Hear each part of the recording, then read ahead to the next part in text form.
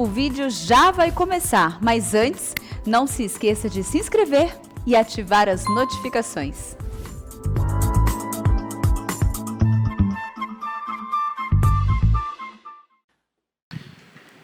Boa noite, irmãos. Mais uma vez, para mim é uma grande alegria, uma honra e um privilégio estar diante de vocês, podendo pregar a palavra de Deus. Que Deus possa falar essa noite conosco e ser glorificado através deste culto. Quero pedir sem demora que você abra na segunda epístola do apóstolo João. Você pegar Apocalipse e voltar é mais fácil. Apocalipse, Judas, 3 João, 2 João.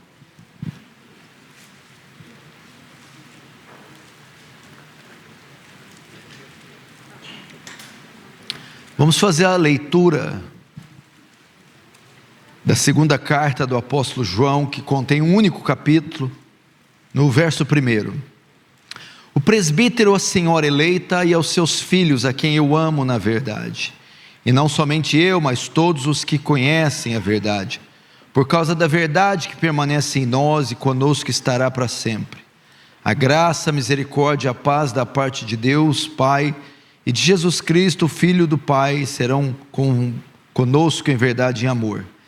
Fiquem sobremodo alegre em ter encontrado dentre os teus filhos os que andam na verdade, de acordo com o mandamento que recebemos da parte do Pai. E agora, Senhora, peço-te, não como se escrevesse mandamento novo, senão o que tivemos desde o princípio, que nos amemos uns aos outros. E o amor é este, que andemos segundo os seus mandamentos. Este mandamento, como ouviste desde o princípio, é que andeis nesse amor. Porque muitos enganadores têm saído pelo mundo fora, os quais não confessam Jesus Cristo vindo em carne. Assim é o enganador e o anticristo. Acautelai-vos para não perderdes aquilo que temos realizado com esforço, mas para receberdes completo galardão. Todo aquele que ultrapassa a doutrina de Cristo e nela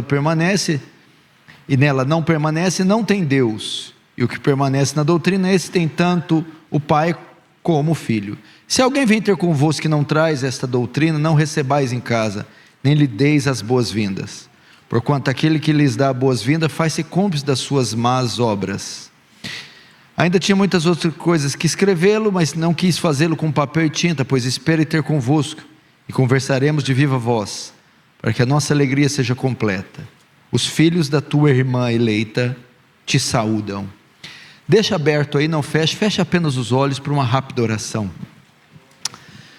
Pai Santo, mais uma vez nos colocamos diante do Senhor, cônscios da nossa pequenez, da nossa miserabilidade, da nossa urgente necessidade de graça. E eu espero que essa graça abunde aqui essa noite, tome mentes e corações cativos à tua palavra, traga temor e tremor diante daquele que é 3 vezes santo. Faz teu reino avançar, Senhor, receba glória para si e nos conforme a imagem do seu Filho. Amém. Irmãos, preste muita atenção aqui. Eu creio que esse tema é oportuno, é pertinente, é atual. Quero falar um pouco essa noite, não só para pastores, mas para todos os irmãos que estão vinculados com alguma espécie de liderança. O tema da minha mensagem hoje é marcas do verdadeiro pastor. Se tem algo que nós necessitamos nos dias de hoje, com urgência, é de pastores zelosos, pastores bíblicos, pastores que amam a Deus, pastores que amam as Escrituras e que amam o rebanho que por Deus foi-lhes confiado. Há uma urgente necessidade de pastores bíblicos em nossa nação. Uma igreja nada mais é do que o reflexo do seu púlpito, da sua liderança, daquilo que ela come, do que ela é alimentada. A igreja, a congregação, a comunidade, nada mais é do que o reflexo do seu púlpito, do seu pastor, da sua liderança. E essa é uma das maiores causas do estado crítico que a igreja brasileira se encontra. Uma liderança deficiente, uma liderança rasa, uma liderança superficial, para não dizer uma liderança inconversa, corrupta, imoral, fazendo com que o seu povo, o rebanho que é pastoreado, se identifique com essa liderança, tenha a mesma semelhança. E essa é uma das razões por uma cristandade tão fraca, envolvida em tantos escândalos, tão rasa e superficial na doutrina e na teologia, tão fraca e rasa na sua moralidade, na sua santificação, porque ela nada mais é do que reflexo dessa liderança. Falta capacidade em nossos púlpitos. As igrejas estão morrendo por pastores sem capacitação, ou porque exploram o seu rebanho. Precisamos urgentemente resgatar o pastorado bíblico e verdadeiro. Precisamos urgentemente separar homens íntegros, honestos, versados nas Escrituras, piedosos, para o pastorado do povo de Deus. E nesse sentido, João, nessa sua segunda epístola, vai nos ajudar a ver algumas características do verdadeiro pastor, do pastor bíblico. Vamos ver, antes de entrarmos no texto, um pouco do pano de fundo da carta. Essa carta é uma das menores de toda a Bíblia. É uma carta, um livro que contém um único capítulo. O autor da epístola é o apóstolo João.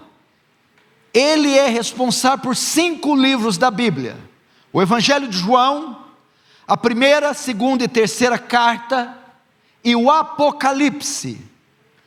O destinatário da carta, para quem é que João escreve? Essa carta foi enviada a uma igreja. Quando João diz a senhora eleita e a seus filhos, ele está fazendo referência a uma igreja e a seus membros, e não a uma pessoa. Então, quando você lê a senhora eleita e aos seus filhos, a maioria dos estudiosos entende que João está escrevendo a uma igreja e a sua membresia. Por quê? Porque no primeiro século a igreja sofria forte perseguição, e ele escreveu dessa forma para velar, ocultar a identidade dessa igreja, desses irmãos, porque essas cartas que circulavam podiam ser pegas pelo Império Romano ou pelos judeus. Então, para não correr o risco de serem identificados, ele usa estes termos: senhora eleita, mas na verdade é uma igreja e os seus membros. O propósito da carta: João escreve para combater os falsos mestres que estavam surgindo entre o povo de Deus. E uma das maiores heresias no primeiro século, a grande batalha, foi a respeito da cristologia. Foi com relação à cristologia. E o gnosticismo era uma das maiores ameaças do primeiro século. Dentre algumas coisas, o gnosticismo negava uma das naturezas de Jesus, a natureza humana. Por quê? Porque para os gnósticos a matéria é má em si, E se Jesus é Deus e Deus é bom, então ele não pode ter corpo, porque corpo é mau, é matéria. Isso só foi resolvido no século IV, no concílio de Calcedônia, na chamada união hipostática. O que a união hipostática ensina? Que Jesus, 100% homem e 100% Deus, natureza divina e natureza humana, coexistem juntas, na mesma pessoa, sem se misturar. União hipostática. Esse é Jesus. Não é três naturezas, não é mistura de duas, não é mais divino e menos humano, mais humano e menos divino, não. 100% homem, 100% Deus, as duas naturezas, divina e humana, coexistem juntas, na mesma pessoa, sem se misturar. E nessa instrução que o apóstolo João vai dar a essa igreja a respeito dos falsos mestres, ele revela, ao dar essas instruções, as marcas de um verdadeiro pastor. Vamos para a primeira marca, ou a primeira característica. O verdadeiro pastor ama a sua igreja, ama o povo de Deus, ama o rebanho que ele pastoreia. Se não, vejamos, verso 1: o presbítero, a senhora eleita e aos seus filhos, a quem eu amo. O apóstolo João está dizendo aqui que ele amava a igreja, amava os eleitos, amava os redimidos, amava o povo de Deus.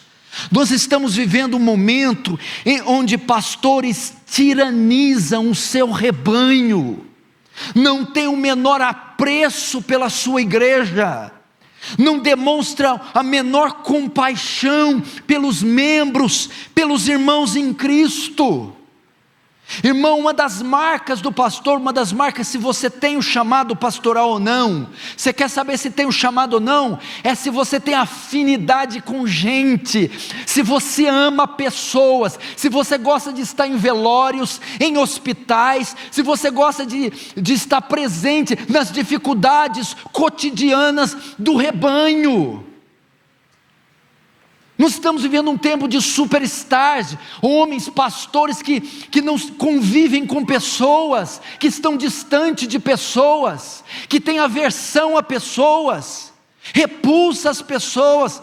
Esses homens deveriam entregar os seus ministérios. Ele tem carinho, ele tem amor, ele tem afeição, ele tem interesse, ele ama. E esse amor, João diz aqui, não era falso, não é um amor hipócrita, porque ele insiste, veja só, a quem eu amo e a quem eu amo na verdade.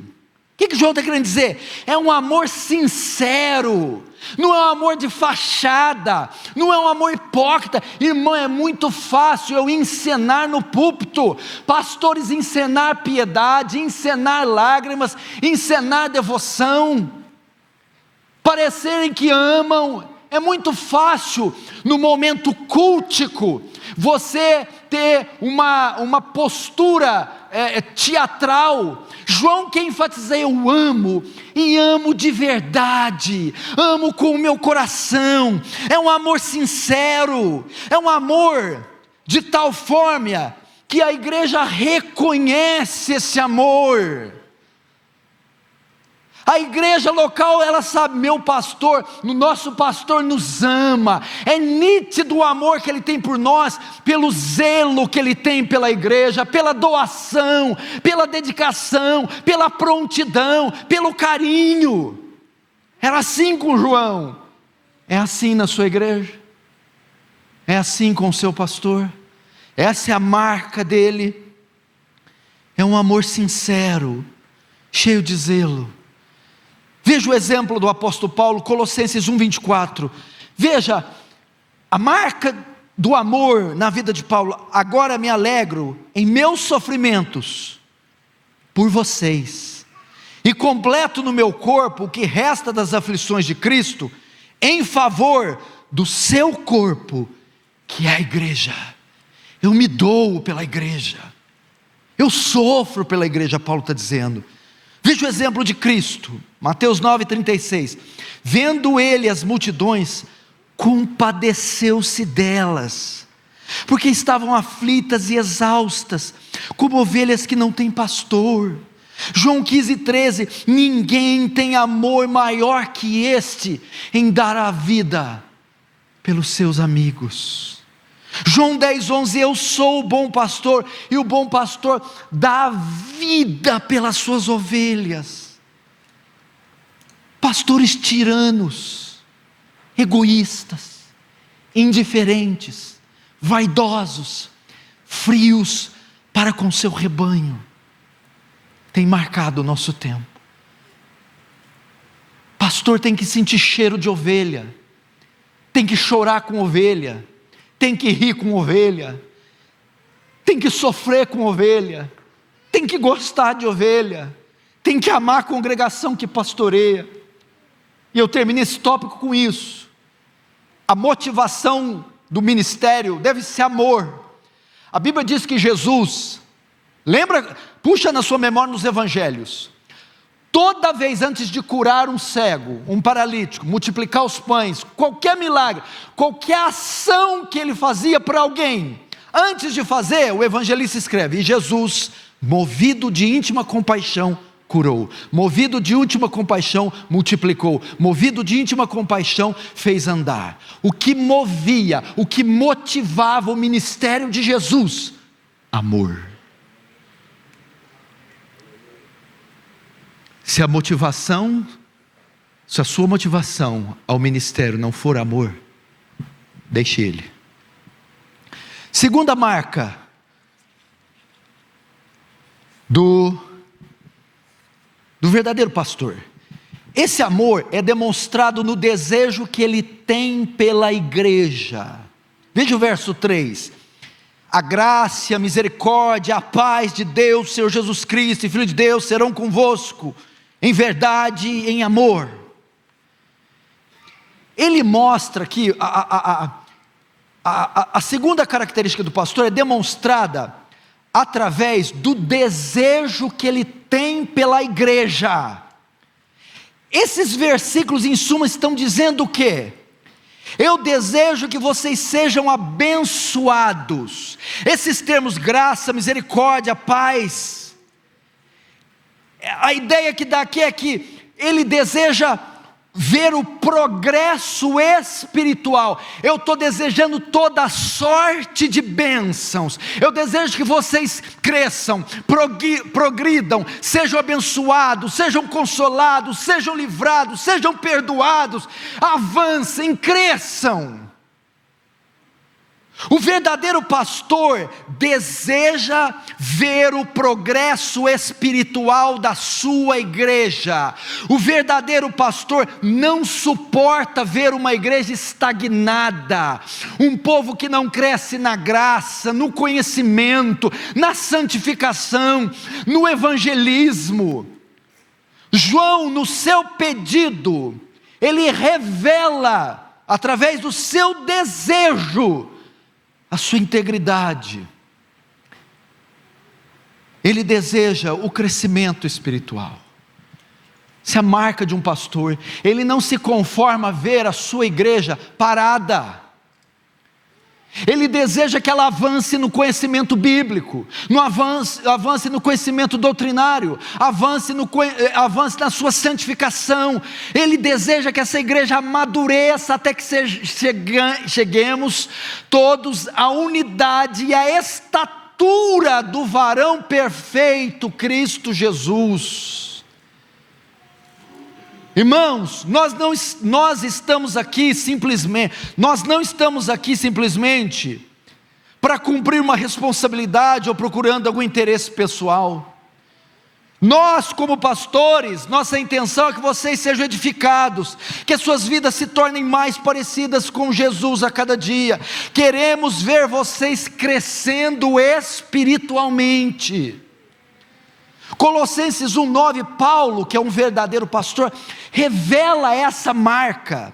Por essa razão, desde o dia em que ouvimos, não deixamos de orar por vocês e de pedir, pedir o quê?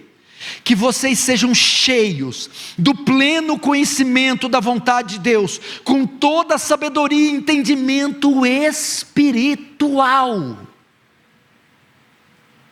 Esse amor é demonstrado no desejo que ele tem pela comunidade. Ele deseja que ela cresça, se desenvolva, amadureça. Ele não suporta a ideia de uma igreja parada. Quantos cultos você frequenta entediantes? Quantos irmãos vão para a igreja e no carro já falam, já sei o sermão que o pastor vai pregar, a introdução, 3 pontos e a conclusão. Ele prega a Bíblia inteira, mas conta a mesma história. Eu estou cansado de na escola dominical ouvir de Jonas e a baleia. Eu estou cansado daquela oraçãozinha, faz vigília. Meu Deus do céu, neva na vigília, de tão fria que é. Detalhe, a vigília é uma a cada semestre, então tem 2 no ano.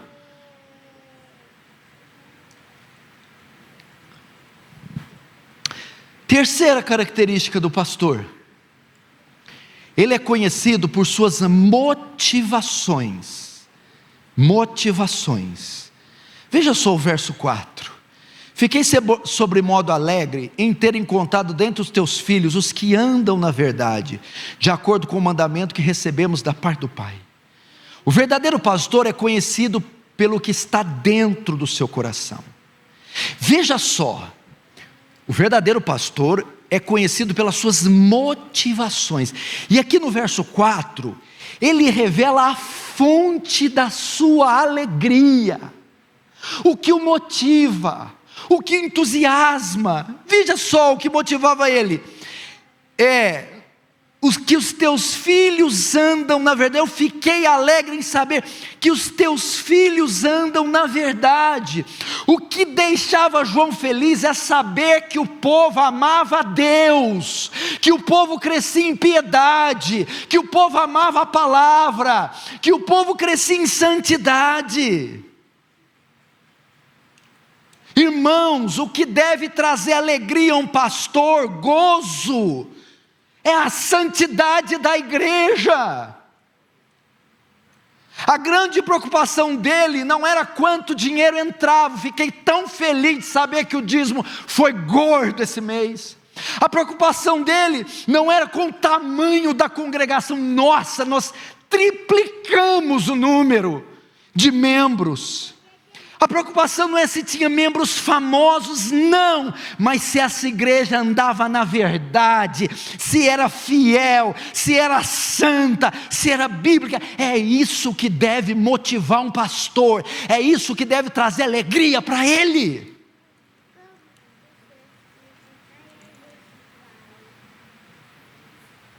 Pastores se ficam doidinhos para fechar o mês. Quanto que entrou? Quanto que está? Quantos zero aumentaram aí?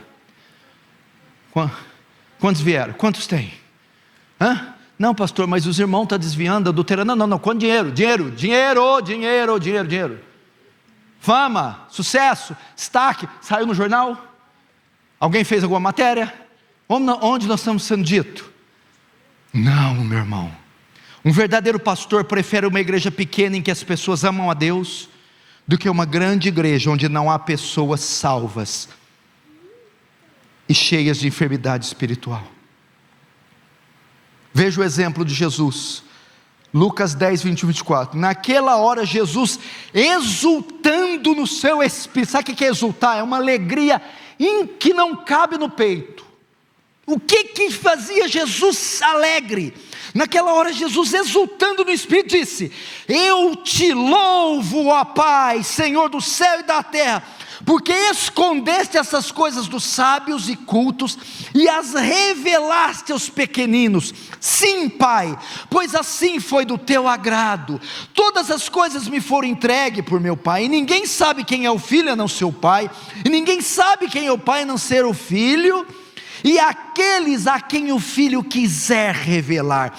Então ele se voltou para os seus discípulos e lhe disse em particular: felizes são os olhos que veem que vocês veem, pois eu lhes digo que muitos profetas e reis Desejaram ver o que vocês estão vendo, mas não viram. Ouvir o que vocês estão ouvindo, mas não ouviram. O que deixava Jesus exultante? O conhecimento transferido a eles, a revelação do Evangelho, o Filho encarnado. O verdadeiro pastor é conhecido pelas suas motivações. O que deixa ele feliz é se estão crescendo em piedade, se estão vencendo os seus pecados, se a igreja dele tem mais casamentos bíblicos, se os nomes das pessoas estão limpos, se as pessoas estão andando em integridade. Pela misericórdia de Deus, a maioria dos casamentos da nossa igreja eu realizei, desde a sua fundação. Pela misericórdia de Deus, eu nunca fiz um casamento onde um casal tinha fornicado primeiro, antes do casamento. É isso que nos deixa alegre, que não tem pessoas querendo se divorciar na congregação, que pessoas não estão envolvidas em adultério, em escândalos, que pessoas não estão envolvidas em jogatina, cifras e cifras de dinheiro. Não, isso deve alegrar um pastor. Vamos agora para a quarta marca de um pastor bíblico. Ele não visa os seus interesses, e sim os do rebanho. Ele não visa os seus interesses, e sim do rebanho. E isso é demonstrado através do pedido que ele faz. Vejamos o verso 5. E agora, Senhora eleita, peço-te, ele faz um pedido, não como escrever esse mandamento novo, senão o que tivemos desde o princípio, que nos amemos uns aos outros. Esse pedido visa o bem-estar da congregação e não dele próprio. Um verdadeiro pastor se preocupa com a igreja, com o bem-estar da igreja, com as dificuldades da igreja, com as necessidades da igreja, e não de si próprio. O que nós vemos hoje são pastores que abusam das suas congregações, que são servidos pelas suas congregações, ao invés de servir comunidades inteiras, congregações inteiras, redes inteiras, que tudo converge no capricho do pastor, apóstolo, Messias, atalaia, sei lá que troço é esse.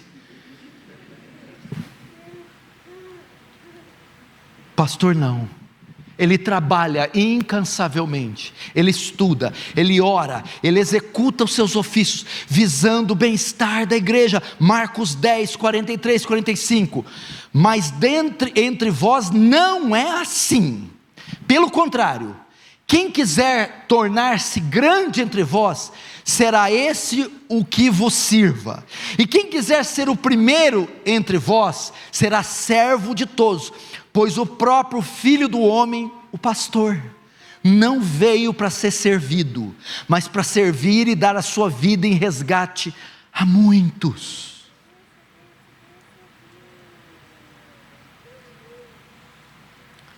Ele não visa o seu bem-estar, mas o do rebanho. Irmãos, você vê isso, pastores que usurpam, pastores que fazem suas congregações sangrarem para atender os seus pedidos caprichosos e egoístas. Conosco não deve ser assim. Irmãos, se você sente que tem esse chamado, mas não tem essa característica, reveja isso.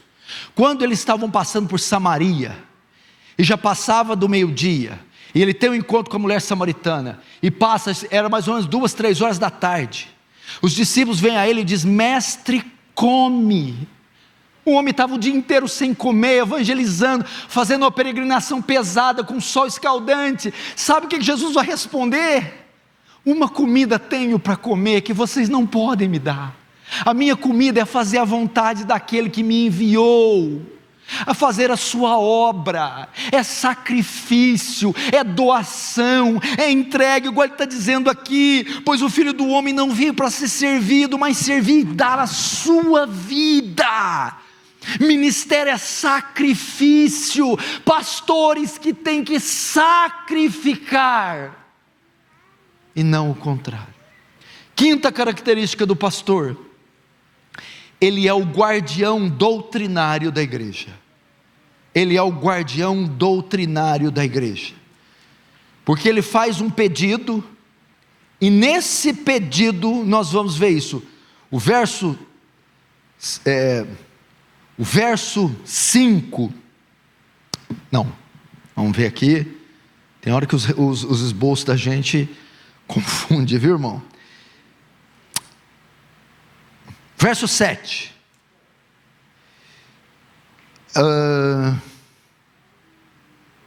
verso 6, e o amor é este, que andemos segundo os seus mandamentos, e este mandamento, como eu vi desde o princípio, é que andeis nesse amor. Agora, por que deve andar nos mandamentos? 7, porque muitos enganadores têm saído pelo mundo afora, os quais não confessam Jesus Cristo vindo em carne. Assim é o enganador e o anticristo. A quinta característica deste pastor: ele mostra, o verdadeiro pastor visa o interesse do rebanho e não o seu, através do pedido que ele faz. E no pedido que ele faz, nós temos a quinta marca. O pedido é: guardem a palavra e andem nos seus mandamentos. Por quê? Porque muitos enganadores têm saído pelo mundo afora. A quinta característica: ele zela pela pureza doutrinária da igreja. Ele é o sentinela doutrinário da igreja. Ele é o vigia doutrinário da igreja. Ele é o responsável por impedir que as heresias se infiltrem na congregação, que o povo seja seduzido por falsos livros, falsos seminários, falsos congressos, falsas pregações, falsas doutrinas. E João está aqui como maestro que era. Ele está protegendo, advertindo, ele está acautelando a igreja do engano religioso. Como guardião da igreja, ele alerta a sua igreja, porque o perigo está por todos os lados. Hoje, com o advento da internet, nós temos acesso a grandes pregadores, a cursos e doutrinas. John MacArthur, Steve Lawson. Temos acesso aos teólogos e pastores aqui do Brasil, Hernandes, Nicodemos. Mas nós temos também uma gama, uma enxurrada de besterol, de heresia, de macumba gospel, de bruxaria evangélica, de engano sutil, acadêmico, intelectualizado. E é dever do pastor guardar o seu rebanho. Como guardião da igreja, ele alerta a sua igreja do erro, porque o verso 7 diz: muitos têm saído pelo mundo afora. Veja só a advertência de Paulo nesse sentido. Atos 20, 29, 31. Ele faz uma reunião com o conselho da igreja de Éfeso e diz: irmãos, presbíteros, sei que depois da minha partida, lobos ferozes penetrarão no meio de vós, e não pouparão o rebanho. E dentre vocês mesmos se levantarão homens que torcerão a verdade, a fim de atrair discípulos. Por isso, vigiem, e lembre-se que durante 3 anos jamais cessei de advertir a cada um de vocês disso, noite e dia com lágrimas.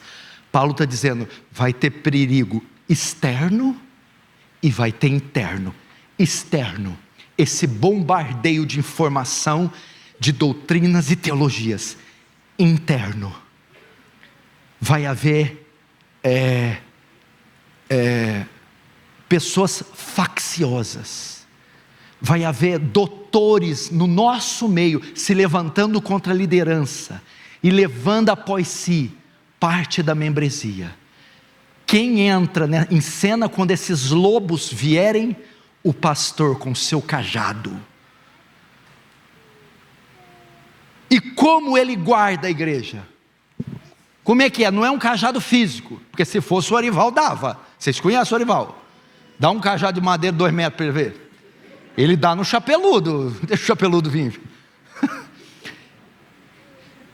Como ele guarda? Veja só, você precisa entender. A principal obra de Satanás não é nos conduzir a pecados pecados de inclinação da nossa natureza, pecados de conotação sexual, carnais. A nossa natureza se encarrega disso. A principal obra do diabo é engano, heresia, mentira.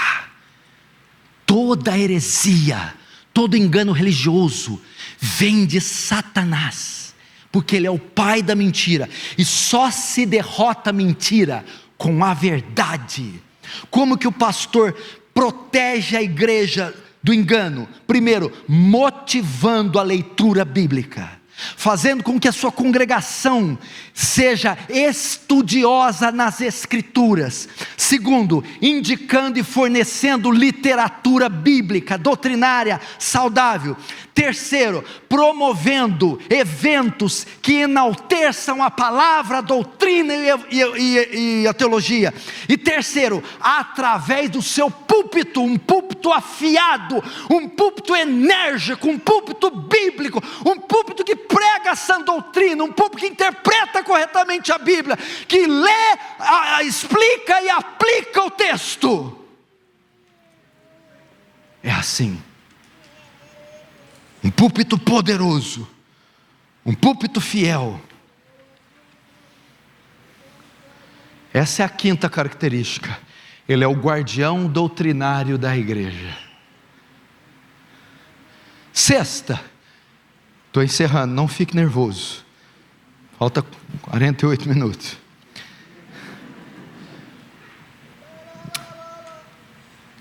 O quinto é, ele é o guardião doutrinário da igreja.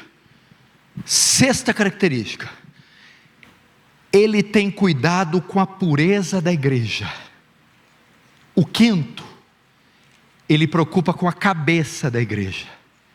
O sexto, ele preocupa com a conduta da igreja. Ele não preocupa só com a doutrina, com a teologia, igual muitos teólogos atuais, mas preocupa com o estilo de vida. Ele não só cuida da cabeça, mas da pureza. Existem pastores e teólogos hoje no nosso meio que se satisfazem apenas com o ensino correto, doutrina correta, hermenêutica correta, mas não se importam com o modo com que os seus membros andam, o que fazem da vida fora da igreja. Isso é um equívoco, inclusive no meio reformado, uma preocupação exagerada e excessiva por doutrina, por ortodoxia, e se esquecem da ortopraxia. Nós precisamos de uma teologia experimental, que não fica só no campo das ideias, mas que é aplicada no viver diário. Ele tem cuidado com a pureza moral da igreja, e aqui ele faz isso de duas formas. Primeiro, advertindo a igreja do perigo da queda.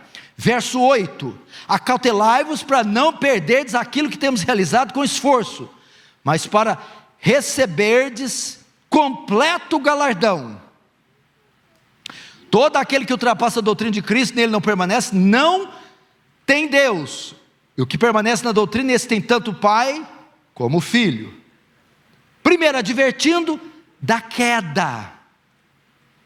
Cuidado, porque o texto diz: acautelai para não perderdes aquilo que temos realizado com esforço, mas para receberdes o galardão. Cuidado, os pés podem se desviar. A ideia é que não brinca com pecado, não brinca com heresia, não brinca com engano, vocês podem cair. E segundo, como ele cuida da pureza? pedindo que se afastem daquilo que pode manchá-los. Verso 11: se alguém vem ter convosco que não traz essa doutrina, não recebeis em casa, nem lhe deis boas-vindas, porquanto aquele que dá boas-vindas, faz-se cúmplice das suas más obras. João está dizendo, se afastem dessas pessoas, elas podem perverter seus caminhos. Se afastem dos bodes, cuidado com os relacionamentos. João tinha preocupação com a conduta da igreja. Irmão, isso tem que ser pregado, meu irmão. Hoje, se você falar sobre vestimenta num púlpito, você é apedrejado, fariseu, legalista. Mas a Bíblia tem recomendação para o vestuário. A gente não pode andar pelado, não. A gente não pode frequentar qualquer lugar, não. Andar com qualquer gente, ver qualquer programação na televisão, não, irmão. Basta 2 horas de programa imundo para desfazer tudo que o pastor faz em uma semana de trabalho. João se preocupa, cuidado com o que vocês assistem na TV, cuidado com os sites que vocês acessam, cuidado com os amigos que vocês andam, cuidado com o excesso de mídia social, zelem pela vestimenta, não sejam instrumentos de cobiça. É uma teologia que se preocupa com o corpo. Ah, pastor, você vai usar o termo corpo? O senhor está louco. É verdade. Eu e o meu amigo, rogo-vos pela compaixão de Deus, que apresentei os vossos corpos como sacrifício santo e agradável a Deus, que é o vosso culto racional. Paulo usa o termo corpo.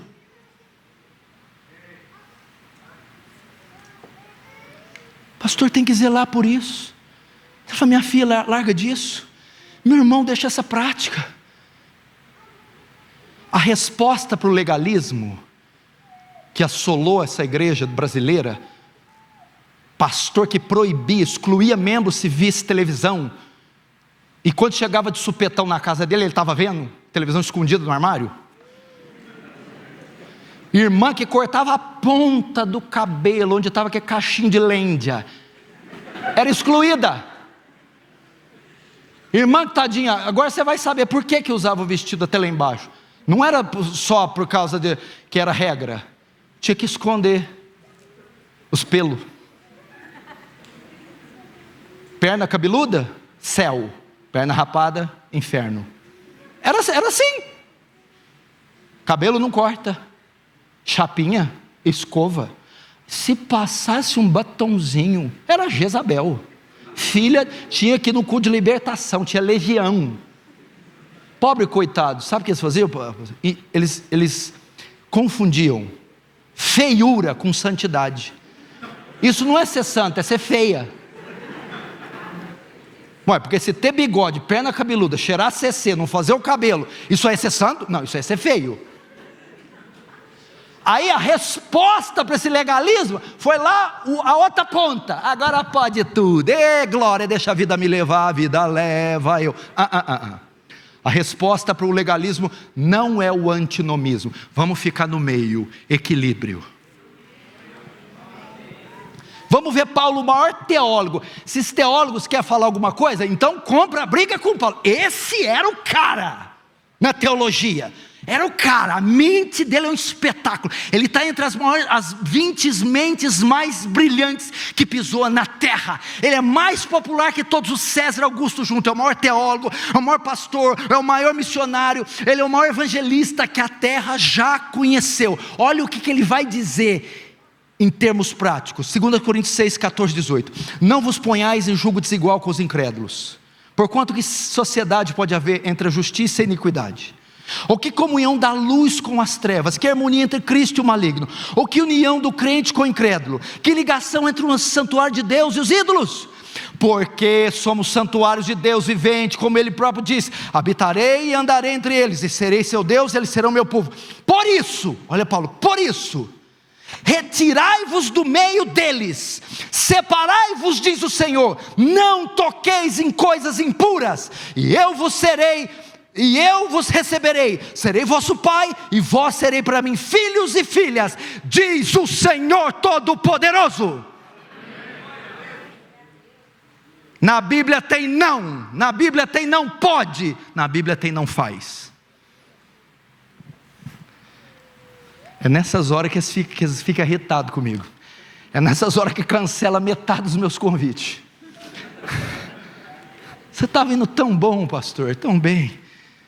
Por último, o pastor ordena: estejam sempre em comunhão. Verso 13. E os filhos da tua irmã eleita te saúdam. Ele não é só o guardião da igreja, não só protege a igreja, ele também ensina a igreja como se proteger. Como? Se interpretarmos a palavra irmã figuramente, então essa palavra significa também igreja.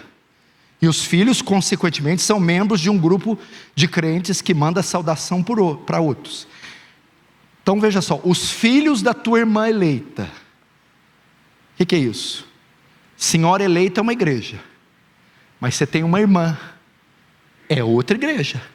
E os filhos dela, os membros, saúdam vocês. Ou seja, ele está falando aqui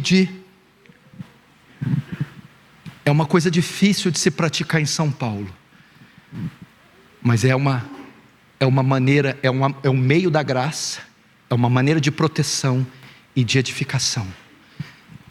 Tenham comunhão com o corpo de Cristo. Tenham um relacionamento pessoal com outros irmãos. Frequente a casa de santos. Abra sua casa para os santos. Viva a vida comum com os santos. Ajuda ele a pintar a casa. Vai no velório com ele. Ora junto com ele. Chora, ri. Vida comunitária. Por mais que você esteja a quilômetros de distância, fiquem próximos daqueles que moram mais próximo, porque ajuda mútua, conselho mútuo, exortação mútua, troca de testemunhos, isso tem uma força, um poder extraordinário. E João incita: tenham comunhão uns com os outros. Irmãos, essas são as marcas de um pastor. Eu espero que você possa ver elas, encontrar elas na minha vida, na vida do Arival, do Hernandes. Eu espero que você encontre ela na vida do seu pastor, na igreja que você está. Ah, pastor, não encontrei nenhuma dessas no pastor da minha igreja. O que você está esperando? Sai fora, vem para cá. Irmão, não tem nenhuma marca, você fica lá. Não, eu tenho dó dele, eu estou ajudando ele. Mas ele não está te ajudando, não. Se você não tem, procure uma igreja bíblica. Pastores, talvez a maioria está ouvindo e não é má, não é desonesta, não são esses lobos aí, mas apenas estão equivocados, deficientes. Se arrependa. Se arrependa do seu pecado, da sua má condução. Procure ajuda de outros pastores. Se matricule em um seminário, compre bons livros, reveja todo o conceito doutrinário da sua igreja e recomece do zero, pastoreando esse rebanho para a honra e glória do Senhor. Amém? Vamos fechar os olhos, vamos curvar a cabeça. Pai Santo, eu te louvo por alertar a tua igreja do perigo que muitos estão sofrendo, ser pastoreado por pessoas incapazes, ou por salteadores e aproveitadores. Mas Pai, levanta nessa nação pastores bíblicos, homens santos, compromissados com a palavra, que te amem e amem o teu povo, Senhor, para que tenhamos congregações fortes, poderosas, bíblicas, e que sejamos salvos do engano que tanto nos cerca. Em nome de Jesus, amém.